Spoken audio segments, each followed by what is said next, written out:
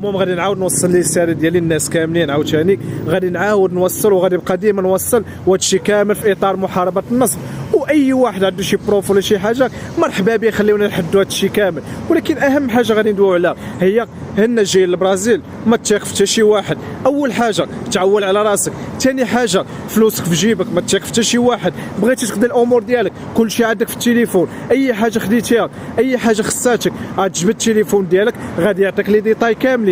اي سؤال عندك خليه في كومونتير نجاوبوك عليه، اي حاجه احتاجيتيها قلب غادي تلقى كل شيء. وهذا الشيء كامل كديروا لراسك، ما يجيش واحد مطنق مسكين ما عندوش الدراع ديال الخدمه، ما في يدوش عنده الحرفه ديال النصب كيدخل بها مصيريف كيسحب راسو غادي يبقى خدام بها ديما. شوف راه كاينه متابعه قانونيه هنايا، وتزريات التتعيا وتنقص التتعيا، راه غادي تجبد سواء كنتي قريب سواء كنتي بعيد سواء كنتي خدام من شحال هادي سواء يلا خدمتي، مهم فك لاصقالك في ظهرك. وبالنسبه للناس اللي كينتقدوني، اي واحد انا كينتقدني لانني كنتحارب على المحتوى ديال النصابين وكنهاجم النصابين وكنوريكم الطرق كيفاش تقادوا الامور ديالكم فابور، كيفاش تقادوا الوريقات ديالكم فابور وتسيروا ريوسكم هنا في البرازيل.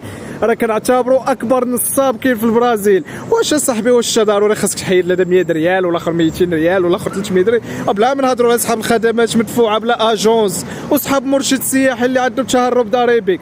اخوان تقوا الله، حنا راه خوت كاملين، والله سبحانه وتعالى كيقول لك احب لاخيك ما تحب لنفسك. وانت كيفاش انت باغي تاكل الفلوس وباغي تنصب على خوتك اصاحبي؟ راه ما يمكنش. واهم حاجه في هذا الشيء كامل هي نتلاقاو في فيديو الجاي.